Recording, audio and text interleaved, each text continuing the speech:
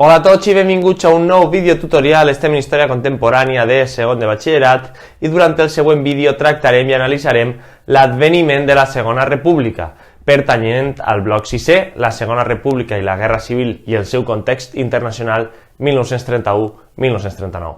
La Segona República fou proclamada el 14 d'abril de 1931, comportant el desplegament d'un règim democràtic de tall reformista impulsat pels propis republicans i sectors provinents de l'obrerisme, com ara els socialistes.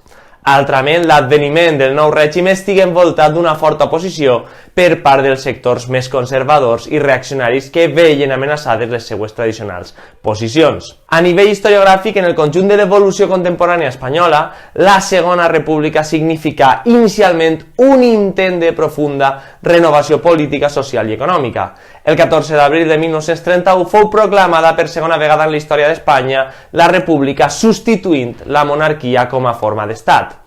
L'herència projectada de la República de 1873 era sinònim d'inestabilitat política i vista com un episodi traumàtic que desvià l'esdevindre natural de la tradició monàrquica lligada a Espanya.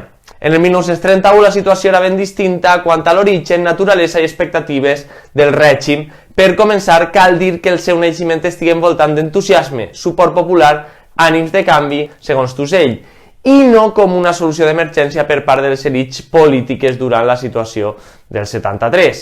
En qualsevol cas, les múltiples tensions polítiques, socials, econòmiques i ideològiques de l'Espanya i el seu conjunt d'Europa dels anys 30 associaren el nou règim al radicalisme i traumes socials que, al remat, violentament desembocaren en la Guerra Civil. Així doncs, l'estudi de la Segona República ha quedat sotmès a una seqüència lògica de fets que acabaren amb un inevitable conflicte. En conseqüència, aquesta s'ha analitzat en claus de guerra civil i no pas per ella mateixa, cosa que s'intentarà revertir durant aquest tema, vist que la República adquirí una gran força en la seva pròpia naturalesa.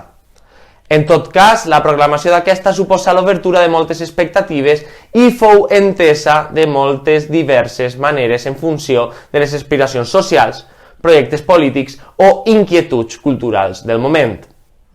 Bé, fins ací el nostre videotutorial d'avui. Espero que us hagi servit d'ajuda i ens veiem a classe.